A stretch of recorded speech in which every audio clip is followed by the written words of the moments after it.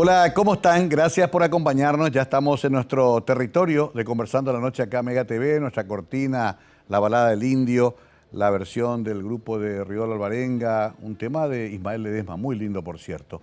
Pero ya estamos preparados acá con nuestro invitado, ya lo tenemos en piso, pero antes quiero que lo conozcan con una breve semblanza. Él es artista plástico, pero también docente y tiene una larga trayectoria en esto de las artes visuales en Paraguay, en distintos niveles, estamentos y proyecciones. Se llama Gabriel Brizuela Santomé. Algunos lo conocemos como Gaby Brizuela. Esta es su breve semblanza.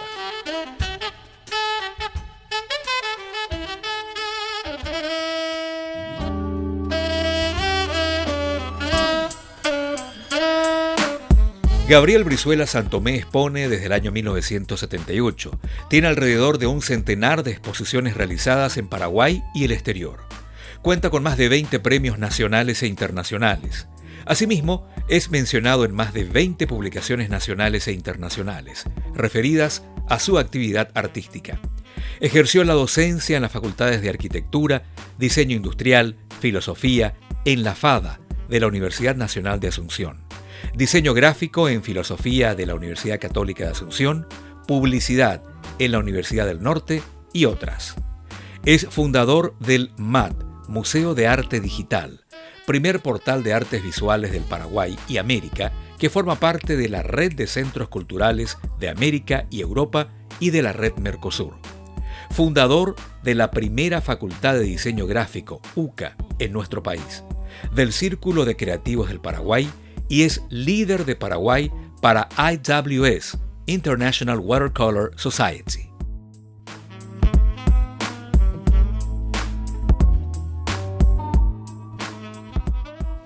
Bueno, querido Gaby, qué gusto recibirte. Te tengo que llamar así porque no puedo ser tan cínico de llamarte ahora señor Gabriel Brizuela Santomé. ¿Cómo te va? Pero súper bien. Buenas noches, Mario. Un saludo a la audiencia. Y yo soy Gaby. O sea, de repente me decís Gabriel en la calle y no sé si voy a darme vuelta a mirar. Yo soy Gaby, así me conocen, así, la vida entera. Claro que sí. Y estaba viendo y me asusté, querido Gaby, porque vi, expone desde 1978. Y yo digo, la Gran 7. Yo le conocí antes de ese tiempo y por lo visto ¿Habrá sido la de Sepia esa exposición? La de Sepia. Ah, ok. La de Sepia, 1978 con Nicodemo Espinosa y Pedro Florentín de Mestri. Claro, Galería Sepia, Presidente Franco, ahí 15 de agosto. Exactamente. Estaba frente a la confitería del Caracol. Claro, una época muy especial y por eso estaba pensando, porque obviamente antes ya dibujabas. Sí, claro. Ya estabas participando de todo el movimiento, una generación nueva que se había abierto camino en ese momento, ¿no? En realidad, ya tenía algunos años trabajando en publicidad. Ajá. Donde conocí a una persona fantástica, expuso muy poco, pero un maestro sensacional, Manuel Mosteiro. Mosteiro, siempre lo escuché como una leyenda. Es una especie de leyenda, Sí. es un genio perfil bajo. Sí. Él estaba muy relacionado con Ricardo Jussmann, Ajá. que era director creativo de Publicitaria Nasta. Sí. A Manuel le conocí en Dinam Publicidad, que era una agencia de... me llamó Nacho.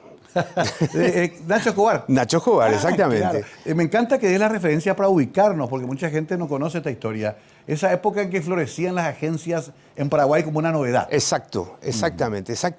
Y también le conocí a Rojitas y conocí su extraordinario trabajo. Entonces, por allí vino un poquitito el bichito que me decía, che, vos Nico dibujás también, ¿por qué pico no te animás?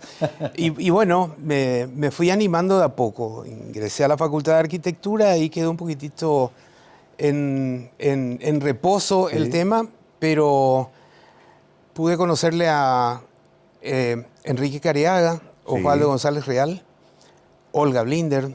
Claro. Osvaldo y Enrique fueron quienes me invitaron a formar parte de esta exposición con Nicodemo Espinosa y Pedro Florentín de Mestri, que fue una coincidencia fabulosa porque después eso se desarrolló ya no solamente, digamos, con aquellos intereses artísticos, sino también con una serie de afinidades. Fuimos desarrollando una amistad muy, muy fuerte, muy sólida. Sí. Y encontramos coincidencias muy extrañas, porque cada uno de nosotros tenía una manera muy diferente de expresarse a través del dibujo siempre, pero muy distinta. Y bueno, en vista de esas casualidades, se formó 3 dibujantes. Respetamos ese primer título de Osvaldo, Ajá. de 3 dibujantes paraguayos. Hicimos una serie muy grande de exposiciones. Incluso en algún momento pudimos considerarnos como pioneros de los trabajos en conjunto, en donde sobre una misma superficie cada uno de nosotros desarrollaba un dibujo sin que el otro estuviese enterado. Y nos pasábamos los papeles y cada uno encaraba el trabajo del compañero, del amigo. Me acuerdo. Y llegaron a hacer a 6 manos algunos dibujos, ¿verdad? ¿O eso fue después? A 3 manos. A 3 claro, manos. usan A 3 las dos, manos. claro. Sí, sí. A 3 O manos. por lo menos yo usaba una sola. No sé sabemos, yo. Nico y Mingo. No, Pero sí, claro, había dibujos bueno, el a 3 dibujo de manos. Mingo pareciera que dibuja con la mano equivocada, ¿Verdad? ¿verdad? Es fabuloso, Mingo. Siempre le va con la No, es pero un no genio, todos los Mingo. cuadros. Tenían cuadros por separado y algunos conjuntos. Exactamente, 4 obras en conjunto, Ok. que eran unas obras bastante grandes, 1,5 metros, 2 metros más o menos, de papel, ¿verdad? De papel. Dibujos sobre papel. Cartulina. Cartulina, exactamente. ¿Y lo tuyo era grafito, lápiz? Esas obras se hicieron con grafito. Porque tinta también hiciste. En la primera muestra, sobre todo. Claro. Las primeras exposiciones mis trabajos eran Sí. con tinta. Pero para aquellas obras en conjunto trabajamos con grafito exclusivamente. La galería Sepia pertenecía a José Puentes. Sí, exactamente. Era uno de los polos culturales de Asunción. Esa galería durante mucho tiempo lo fue. Exacto. Era importante llegar ahí. Era como un hito, digamos, ¿no? Para mí fue una cosa así, Dios me libre. Claro. No sé, porque en ese momento teníamos 2 galerías con seguramente la misma trascendencia y la misma importancia. Artesanos, Sí. ¿verdad? De Cierto. Ticio Escobar y la Casona Sepia. Ese era el nombre. Exacto. La Casona Ahora, Sepia. bueno, ahí es casi una especie de presentación en sociedad ya más oficial. Lo otro era más underground o vinculado a tu trabajo como publicista. ¿Seguiste También. trabajando en las publicitarias? Sí, por supuesto. O sea, pasé más tiempo en agencias de publicidad que... a ver, de un tiempo a esta parte, yo podría decirte que estoy volviendo a las actividades artísticas, ¿verdad? Porque desde mediados de los 80 hasta hace poquito tiempo, y andaba saltando una agencia a otra, ¿verdad? Biederman, Campañas Publicitaria específicas Nasta. también, ¿verdad? También. Nosotros desarrollamos en Biederman una campaña que, si no estoy equivocado, fue la única campaña que fue premiada, que tuvo un gran premio en un festival de publicidad, que fue una campaña que se llamó Somos Bremen. Sí. ¿Te acuerdas de la cerveza Bremen? Me acuerdo Bremen perfectamente. Shop. Ingerí bastante de esa producción. Yo también. En su yo momento. también. A esa campaña hicieron ustedes. Esa campaña hicimos nosotros y fue premiada en mejor campaña, la mejor campaña del festival, o sea, tuvo el premio mayor, que creo que hasta este momento nunca antes y nunca después se tuvo un premio de esa misma categoría. Pero digamos. de aquel inicio como ilustrador, como dibujante, fuiste evolucionando al diseño, sobre todo, y después ya la concepción misma de la campaña. Entraste Sí. en esa discusión, digamos. Sí, claro, en redacción incluso, ¿verdad? Claro. A ver un poco la generación de estrategias y todo Claro. lo demás, ¿verdad? Ahí, eso fue, dejaste arquitectura. Dejé en Dejamos. el 80 y dejamos arquitectura. Dejamos arquitectura, 85, 86. Y ahí te fuiste más o metiendo menos. ya más en ese mundo profesional de la publicidad, del diseño. De lleno. ¿No? Y seguiste De lleno, dibujando de lleno. para vos. ¿Seguí qué? Dibujando para vos, pintando para vos. Poco. Inevitable es. O sea, esto es casi fisiológico, ¿verdad? Entiendo. Bueno, la publicidad en aquel tiempo no contaba con herramientas como la informática. Por lo tanto, Sí. tenías que dibujar. Un original. Claro. O sea, del boceto al original tenías que pasar por todos los pasos Qué de bárbaro. mínimamente la ilustración, ¿verdad? Qué bárbaro. Eso era muy simpático, Mario, Sí. porque en los tiempos en que la televisión era en blanco y negro, se hacían los cartones en colores. para la televisión. Eso yo nunca entendí, jamás entendí. Yo no sabía tampoco. No, se hacían en colores. Y yo preguntaba, porque estaba pisando por primera vez una agencia publicitaria, preguntaba por qué no trabajaban con grises. Y me decían, no, porque tal color te da tal tonalidad, tal otra. Ya tenían los muchachos. Ya tenían. ¿Cómo Yo no tenía la más pálida idea de cómo hacer un Sudamérica y anuncia nuestro próximo programa. En colores. No, era una cosa increíble, increíble. Qué fabuloso. Bueno, para que también, porque yo siempre respeto mucho al público un poco menor que nosotros, para que se entienda, esto se ponía todo en un original que finalmente iba al diario. Era para el offset, ¿no? Sí. Bueno, para la fotomecánica. Para ¿verdad? la fotomecánica. Sí, y de la fotomecánica a el offset. Y eso se armaba todo como si fuera ya una maqueta de lo que después aparecía en el diario. Como si fuera una torta de cartulina, ¿verdad? Porque vos ibas montando por partes las distintas, los distintos elementos de un anuncio. Tenías lo que se llama un fotolito, que era la reproducción gráfica de una fotografía. La reproducción mediante un sistema mediano, de calidad mediana de la fotografía. Y tenías los titulares, por otra parte, titulares que armabas vos mismo con letras adhesivas. Sí. O sea, literalmente se cortaba y se pegaba. Se cortaba y se pegaba, así mismo. ¿Verdad? Esa así expresión, mismo, así mismo. Copy and paste, era real, en tiempo real, con cutters, así con mismo. todo un trabajo muy meticuloso. Había unas láminas adhesivas que tenían tramas. Puntos, círculos, círculos, puntos en degradé, líneas en degradé, con eso armabas las ilustraciones. En esos Rojitas, Ricardo Yusman, Manuel Mosteiro, eran unos genios, Lo mío era más bien, por ese entonces que yo me iniciaba en eso, yo tenía 14, 15 años. Claro. Por ese entonces lo mío era el boceto. Claro. A ver un poco, por entonces no existía todavía la separación de funciones. El bocetista, el ilustrador, el armador, era exactamente la misma persona. Sí, con la mesa de dibujo, trabajando. Así mismo. Quiero parar ahí para hacer una breve pausa. Me apasiona este mundo porque lo vi. También trabajé en agencias, pero en otras funciones. Pero me impresionaba ese taller, casi una especie de aquelarre de brujos ahí, que tenían que además que producir rápido porque había el cierre a las 11, 12 de la noche. Y había que entregar el original, ¿verdad? Vamos a hablar un poquito de eso con Gaby Brizuela enseguida. Y después, claro, entraremos un poco más en el desarrollo también de su obra artística que en estos días ha tenido hitos muy importantes con exposiciones inclusive internacionales. Gabriel Brizuela Santomé, hay que decirlo así de vez en cuando para que también quede el nombre con el que le bautizaron, ¿no? Pero es Gaby Brizuela el que está con nosotros hoy conversando en la noche. Ya volvemos.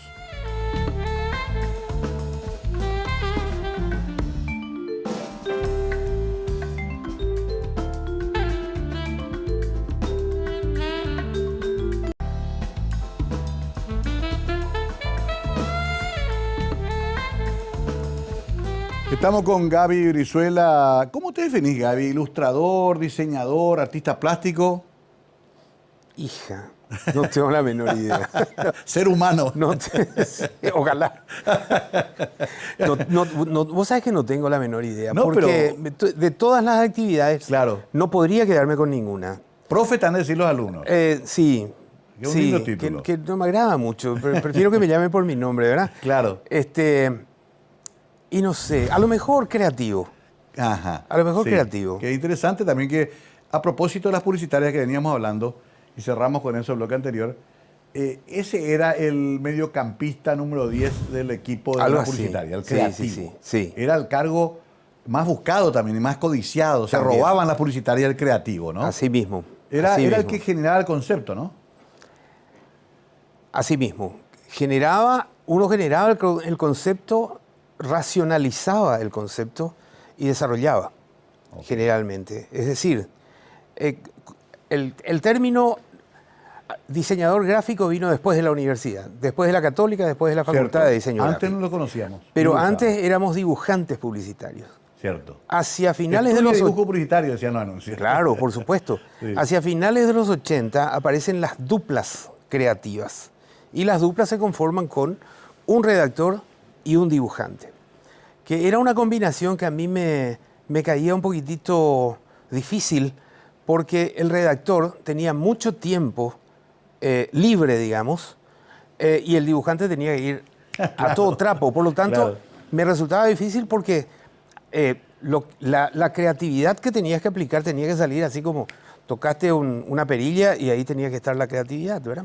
Sí. Bueno, cada agencia tenía también su estilo, su propia metodología, ¿verdad? Biederman, por ejemplo, era una agencia que reclamaba inmediatez. Vos tenías que ser dramáticamente rápido. Me imagino por la propia presión de Carlos Jorge, por ejemplo. Claro, sí, sí, por supuesto. Y don Enrique supervisando todo. Y don Enrique un capo. Sí, Don Enrique un maestro. Pero trabajaste en varias. Trabajé en varias. Sí. Trabajé en Biederman, Sí. Nasta, Skill, que fue Skill, una parte me de lo que acuerdo. hoy es Más Publicidad. Sí, me acuerdo. Trabajé en Midas, que fue otra parte, el segundo tercio de Más Publicidad. Sí. Sunú era el tercer tercio y yo nunca trabajé en Sunú. Roberto Oiris trabajó en Sunú. Roberto Goyri, claro. Sí. Trabajé en varias. Y En mientras Turú. tanto, en Turú también, con Sí. Aníbal Romero y su señora. Sí, con tu primo. Con mi primo Yoyo. Ahora, mientras tanto había pasado, año 78 expusiste, jovencito, Galería Sepia. Después, ¿cómo volviste a exponer o cómo fue para que, aparte de todo tu laburo intenso, te mantengas también como un artista visual? En ese momento yo estaba en la Facultad de Arquitectura. Éramos compañeros, ¿Cierto? ¿verdad? Y se daba la grata coincidencia de que mis exposiciones coincidían con los exámenes. Entonces, obviamente, tenía que subordinar los exámenes claro. con mucha felicidad, con muchísima, Claro. porque la verdad es que arquitectura, yo resumo mi interés en la arquitectura con el primer día de clases, cuando vino el arquitecto Canese, que era uno de los fundadores, ¿verdad? Sí. Y nos dijo, bueno, yo soy el arquitecto Canese y conmigo van a tener la materia construcción. Hoy vamos a hablar del ladrillo. Y yo estaba ahí porque me gustaba el dibujo. Claro. ¿Qué podía interesarme el ladrillo? Dios me libre. Entonces, me venía muy bien tener la posibilidad de exponer en tiempos de exámenes. Me venía fantástico. Claro. Y ahí participaste en otras exposiciones. Muchísimas. Sí. sobre todo en el arranque, muchísimas. Y eran A ver, colectivas la mayoría. eran conjuntas, yo le llamo conjuntas. ¿Por qué? Conjuntas. Porque la mayoría de las muestras eran con Pedro Florentín de Mestre y Nicodemus Espinosa. ese Entonces, tridente. mostrábamos como grupo. Ok. No, particularmente no me interesaban mucho las exposiciones individuales. Sin embargo, participé por primera vez en el 78, en el 80, hice mi primera muestra individual, que fue en Curitiba. Ajá. Y Mira vos. después de Curitiba, en el Museo Guido Yaro, una experiencia fabulosa. Y después hice mi primera muestra individual en Sepia y participé en muchísimas. Por ese entonces, yo creo que el promedio de participación era de más o menos 5 exposiciones por año, hasta los, ponele, 86. Ahí que ibas metiendo dibujo siempre. Siempre tinta dibujo, china. pero me pasé de la tinta al lápiz. Ya. También hice alguna que otra muestra de acuarela. Claro, que viene después como un desarrollo tuyo importante. Sí, y también hice alguna muestra de collage. De collage. Sí, que eran unos trabajos compartidos con Mingo, con Pedro Florentín de Mestre. Sí, a ver, estoy más tratando de hacer cuenta. ¿Qué pasó de esas obras? Algunas están en colecciones privadas. Yo tengo un par de ellas. No sé si en una separación se fue una con mi ex señora, pero andan por ahí mis brizuelas. Yo conozco esa anécdota increíble. O sea que ese dibujo que vos tenías con Patti Sí. quedó impreso en el vidrio. Ay, ay, ay. Y el papel húmedo Sí. desapareció. Qué bárbaro. Sí, Desapareció, puede pasar, me ha desapareció. pasado con otras obras también. Bueno, entonces estaba destinado a desaparecer cuando desaparecía el vínculo Es matrimonial. que fue así, exactamente, esa coincidencia. No digo porque no tenemos todas tus obras. No, por supuesto que no. Muchas se No. fueron. Sí, muchísimas. Muchísimas. Generalmente se venden todas las obras, ¿verdad? Claro. Mucho tarde o más depende de la temprano. temática. Ajá. Mucho depende de la temática. Trabajo flores, por ejemplo, y bueno, sí, y tenés la certeza de que vas a De que se van a ir. terminar vendiendo todo. Ahora, trabajo blanco y negro y temas más dramáticos, y eso seguramente sorprende, no digo que asombre, pero digo que sí, sorprende y a veces no conseguís manejar la relación con esas obras, ¿verdad? No sabes si querés o si odias o si aborreces esas obras, porque tienen un contenido tan dramático, tan fuerte. Bueno, pero suele decir Borges que después que uno larga su obra ya no te pertenece más. Cierto. Ya es lo que la gente interpreta, lo que siente. Absolutamente. Increíble. Ahora, entonces, del 78 hasta los 90 hubo mucha exposición. Estuviste rotando. Sí. Mientras trabajabas. Sí. De los 90 en adelante hasta finales del siglo pasado.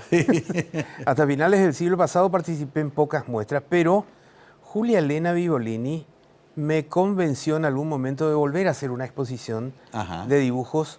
Hice la muestra en la Manzana de la Ribera, después de haber hecho la primera muestra de arte digital que se llamó Realismo Absoluto, en donde los gráficos eran más de 80, había 8 películas, algunas de ellas eran juegos interactivos. ¿Eso fue en la Manzana? Eso fue en la Manzana de la Ribera. Esa fue una muestra muy interesante porque era absolutamente digital. No había ni una sola línea dibujada. Qué increíble, ¿no? Era diseño gráfico, efectos de sonido, efectos visuales. Ajá, porque era una técnica que ahora sí está muy desarrollada, pero en ese momento era todavía muy rara, ¿no? No, era desconocida prácticamente, ¿verdad? Ajá. Yo creo que hasta ahora no está suficientemente expuesta. Sí. Suficientemente... Tal vez la gente esté desarrollando, pero no suelo ver muchas exposiciones lamentablemente, de arte digital, porque hay seguramente en el público una...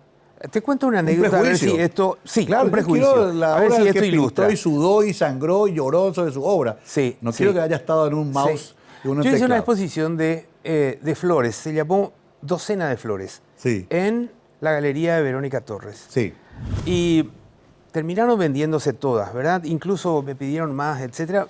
Éxito de ventas de la Gran 7. Sin embargo, Verónica me dijo alguna vez, no me resulta fácil vender estas obras porque la gente cree que son impresiones.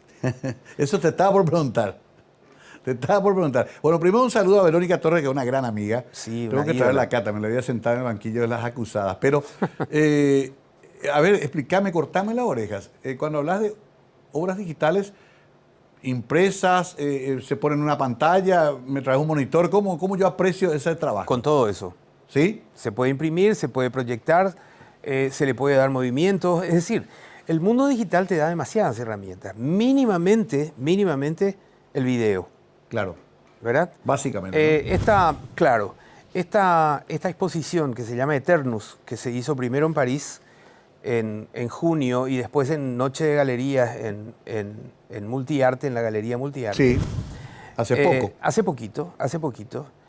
Esa fue una exposición que partía de 6 dibujos hechos en grafito sobre papel. En Francia se expuso solamente el material digital. Aquí se expusieron también los dibujos. Los dibujos pasaban por un proceso digital en donde vos empezabas a ver como versiones de la misma obra. Mirá vos. Y esas versiones de la misma obra conformaban videos. Claro. ¿Ok? Entonces, esta era la imagen quieta, acá tenías la película, no sabías dónde empezaba la cuestión. ¿Por qué?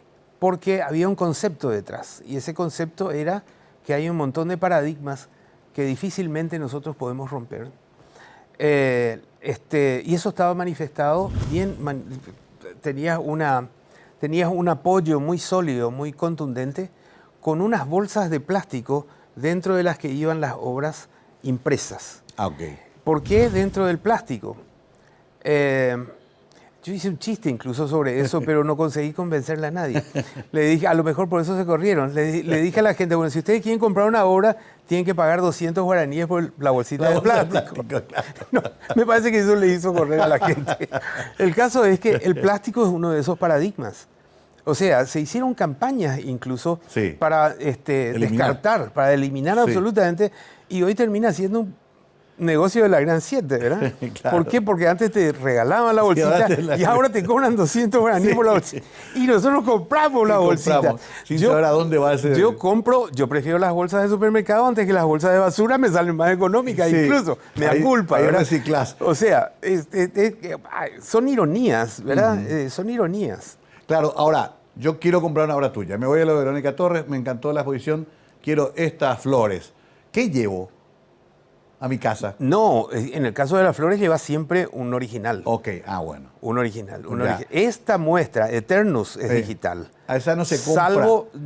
No, podés comprar una obra, podés comprar una de esas obras que están encajadas dentro de un plástico. Ok, bueno. Eso como también podés comprar los dibujos. Bueno, está bien, pero no me cobre el plástico, por favor. Vamos a hacer una breve pausa y seguimos hablando con Gaby Brizuela. Cada cosa que va pasando en esta suerte de evolución infinita del mundo de las artes, ¿no? Antes íbamos quietitos, mirábamos el cuadro, quiero, no quiero, chao. Ahora cambió mucho la historia, hay mucha interacción. ¿Se puede enseñar arte? ¿Se puede llevar a un chico o una chica que tiene inquietudes artísticas visuales a una suerte de disciplina y aprender a pintar, a dibujar o a hacer arte digital?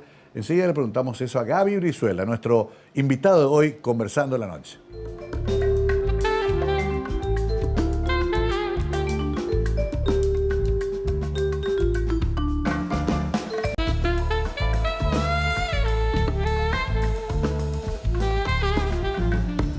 Un televidente del programa dice: mi querido amigo Gaby, mi amigo de infancia, una persona excelente, un amigo de todos o que todos quisiéramos tener, Gustavo Fiore Canata.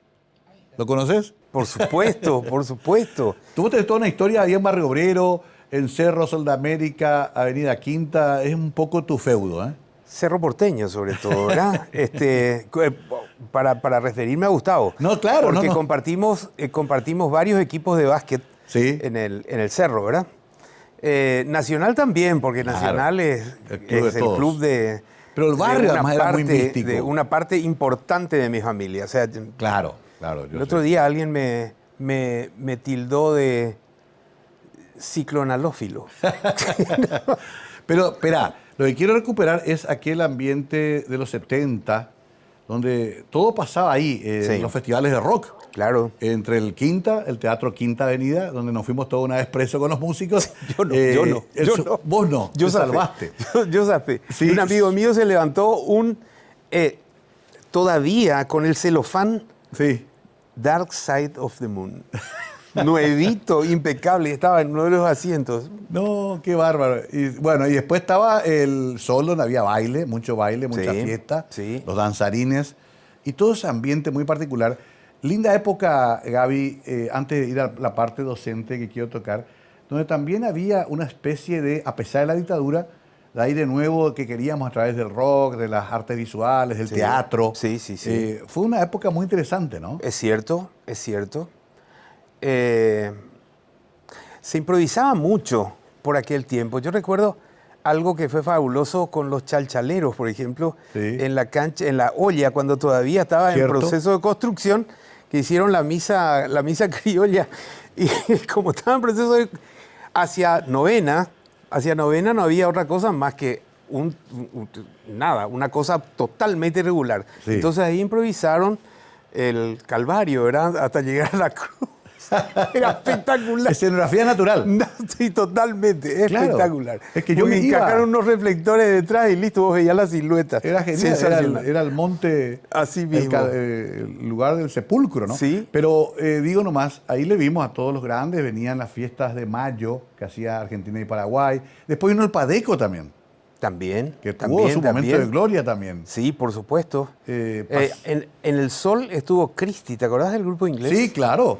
El primer grupo inglés que vino a Paraguay. Exacto. Y redondeando un poco estaba el estadio de arriba que se llamaba Adriano Irala, Exacto, donde íbamos a los Juegos Universitarios cierto. Y los torneos de interligas. de Interligas. El estadio Adriano Irala, que es la cancha Exactamente. auxiliar de Cerro. Era la cancha original de Cerro, La original, ¿verdad? sí. Después se armó La olla. Se armó la olla. Qué increíble, ¿no? La olla se armó aprovechando un accidente geográfico, ¿verdad? Por eso Sí. una zanja impresionante detrás de la gradería sur, que era la única gradería de material en el Adriano Irala. Vos subías hasta allá y veías un precipicio. Y bueno, eso se convirtió en lo que es la olla hoy. Qué locura, qué linda época. ¿Colegio dónde lo hiciste? Yo estuve en el Rodó. Ah, en el Rodó. Yo estuve en el Rodó. Ok.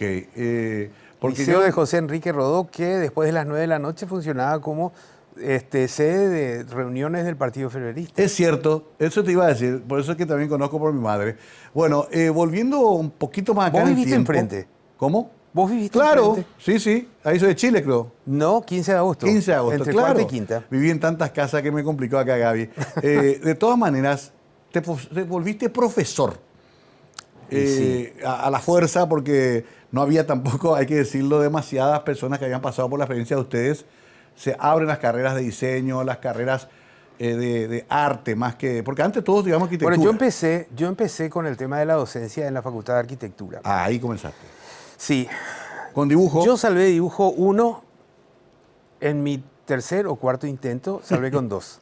Con la Carmen de Weber. Con Carmen de Weber, exactamente. Y yo hacía varios dibujos en el examen y todos tenían mejores calificaciones y yo el palo, ¿verdad?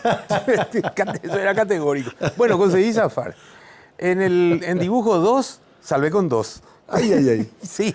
Y me dijo Malena, bueno, tenés 2. Yo sé que sos un buen dibujante, pero no sé qué hiciste en este examen. Fue un desastre. Claro, vos ponías tu creatividad. Y sí. tenías El que caso buscar que me invitó simplemente- a formar parte de su equipo de ayudantes. ¿Quién? El dibujo 2, Malena. Malena Primero Vega. Pocha. No, Malena Santa Cruz. Santa Cruz, ok. Malena Santa Cruz. Primero Pocha Sí. y después Malena. Entonces Decime el nombre de estuve- Pocha. Ya no se acordaba más. Socorro. Grandes profesoras de la Facultad de Arquitectura, quiero decirlo para la gente que por ahí no... Grandes El profesoras. apellido, no recuerdo el apellido de Pocha. Muy Fabulosa. sufrida. Ella vivía Sí, en Clorinda. En Clorinda, Y venía pero todos los días. alquilaba una pieza sobre la avenida Fernando de la Mora, en un inquilinato donde también alquilaba una habitación Jacinto Riveros. Increíble toda esa gente que fueron nuestros profesores. Sí. Pelayo García fue nuestro profesor de historia. Bueno, Pelayo, Nada sí, más sí, y sí. nada menos. Helmers, nuestro profesor de teoría. Fue mi suegro, pero nunca se enteró. Gracias a Dios. No, para imagínate los profesores que tuvimos, Jorge Patiño Migone. Ah, un monstruo. En eso no podemos quejarnos. Pero Grandes, obviamente que lo grandes, tuyo era grandes. otra cosa. Y lo mío pasaba por el dibujo y pasaba un poco por también algún que otro tratamiento distinto de lo que se practicaba en ese momento en la Facultad de Arquitectura, ¿verdad? Que era más academicista. Sí. Lo mío tampoco está muy lejos del academicismo, para nada. Solo que de repente yo puedo sugerir que la solución no sea solamente esta y que vos puedas combinar algunas herramientas para alcanzar un mejor objetivo. Todo eso es consecuencia de la experiencia de la publicidad. Claro. Vos En tenías publicidad esa- vos tenías que resolver el tema, Exacto. tenías que hacer una ilustración y nada de, no, la acuarela se maneja de esta manera única y exclusiva. No, tenías que resolver, había que hacerlo. Y en listo. poco tiempo. Y en poco tiempo. Bueno, ¿y cómo comenzás a enseñar ahí como ayudante de cátedra? Como ayudante, exactamente. Hasta mi regreso a las agencias de publicidad, que fue en el 86 o en el 87. Hacia finales de los 80 me invitan Pedro Florentín de Mestri y Víctor López Moreira Sí.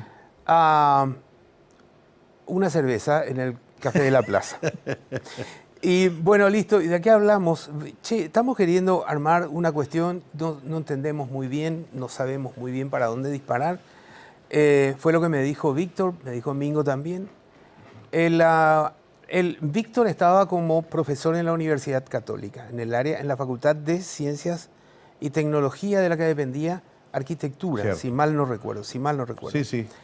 Entonces, a Víctor se le ocurrió que como diseño alternativo podía haber un resquicio para el dibujo publicitario, porque nosotros hablábamos de dibujo publicitario en ese entonces. Cierto.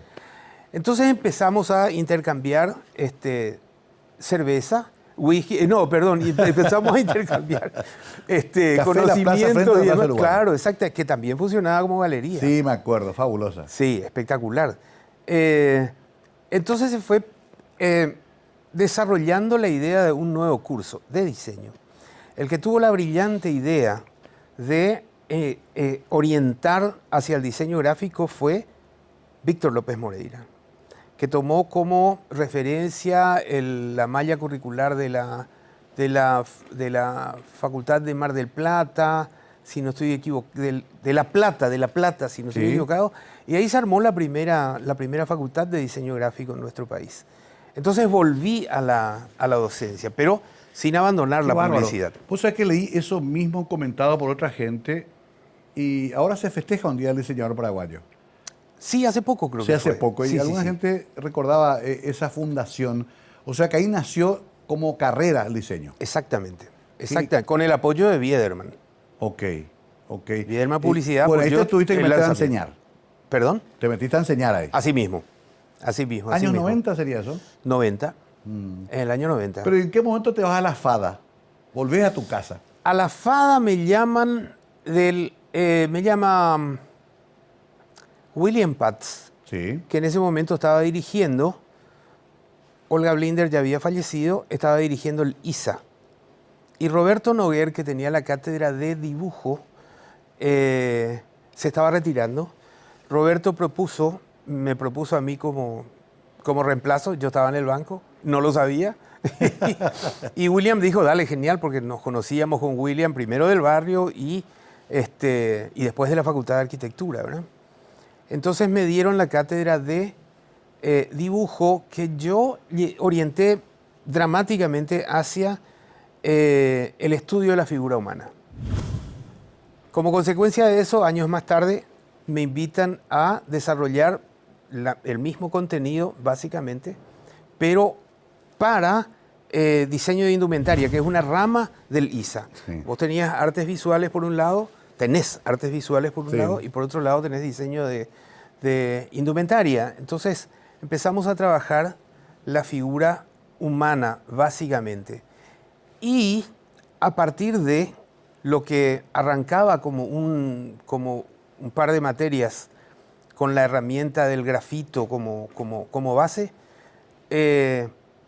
empezó a tener otras opciones. La acuarela principalmente, pastel, óleo pastel, bolígrafo, técnicas mixtas, pintómetros.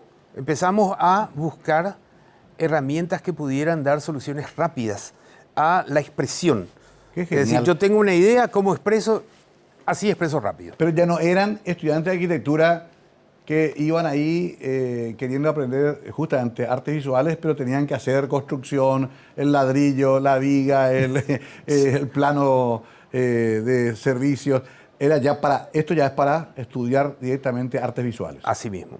Eso fue creado por Olga Blinder. El ISA fue... Qué aporte, ¿no? Sí. ¿Cuánto tiempo estuviste ahí? 10 años. Más de 10. Más de 10. Más de 10 seguramente, sí. Bueno, tengo que hacer una pausita rápida. Se va rápido el tiempo. Ese es el problema, que con Gaby no nos vemos hace rato, entonces estamos acá actualizándonos y va a meritar seguramente una cerveza cero alcohol alguna vez para que continuemos hablando fuera del programa. Pero a la vuelta hacemos una suerte de ronda de conclusiones de todo esto que nos apasiona por igual, que es el desarrollo de la cultura en el Paraguay. De ahí viene todo este interés de hablar con representantes de distintas disciplinas de nuestro país, como el caso de Gabriel Brizuela. Volvemos en un par de minutos para la parte final.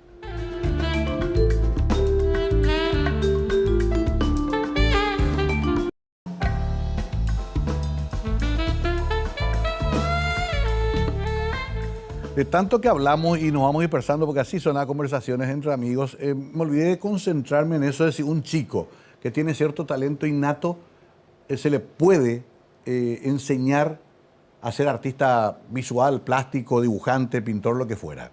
Sí, por supuesto. Sí, claro, sí. Sí,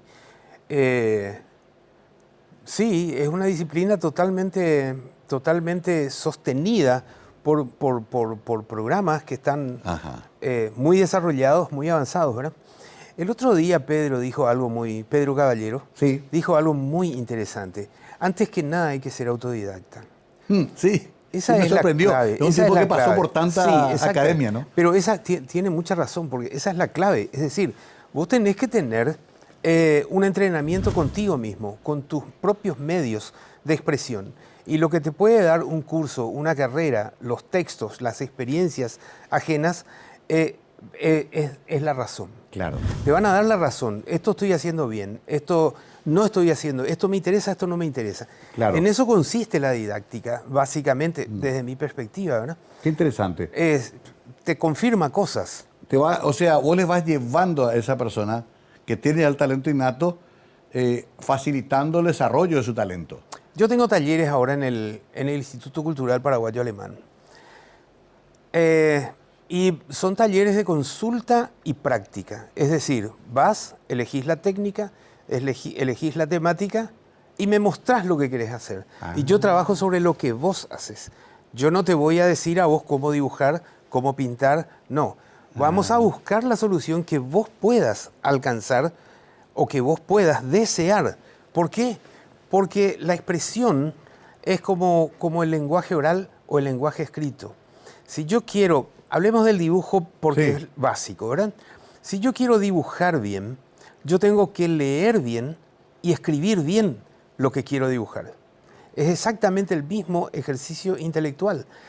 Yo conozco las palabras, conozco las letras, conozco el abecedario, conozco la sintaxis, tengo suficientes herramientas como para desarrollar una idea, como para expresar una idea. Claro. Puedo hacerlo gráficamente. Pero tenés que tener la idea. Tenés que tener la idea y tenés que tener las herramientas. Hay una cosa que se llama sintaxis de la imagen, en donde tenés todos los capítulos que hacen a la estructura de una idea gráfica. Se me fue el tiempo. Qué pena, che, qué macana. No pensé pasar por esto. Te tengo que preguntar rápido un par de cosas. Tenés unas hijas hermosas. ¿Quiénes son? A la pucha, Lucía, Leti, Lara, Jazmín, y tengo un hijo que es Santiago. El único varoncito, pobre. Es un dibujante extraordinario. Ah, sí. Hija. Bueno, y Jazmín hace las gorditas. Claro, sí, también algún día tenemos que hablar con ella también aparte. En general, Gaby, bueno, hemos vivido esta vida lo mejor que pudimos. ¿Estás satisfecho con lo que hiciste? ¿Te queda todavía mucho? Me queda mucho, me quedan muchas deudas sobre todo, así que no puedo morirme dentro de poco tiempo. Y hay que seguir produciendo. Claro. ¿Cómo te ves? ¿Vas a seguir exponiendo, enseñando? Sí, por supuesto. Eternus, que es el nombre de estas últimas exposiciones, tiene que tener varias facetas. Okay. Este es un punto de partida recién. Bueno, esto tiene que tener muchas facetas. ¿Estás interactuando en redes, por último? ¿Se te puede buscar como Gaby Brizuela? Sí, Gabriel Brizuela Santomé. Ahí sí te pusiste sí, así soy yo. ¿En dónde? Instagram, Facebook y Facebook. Ok.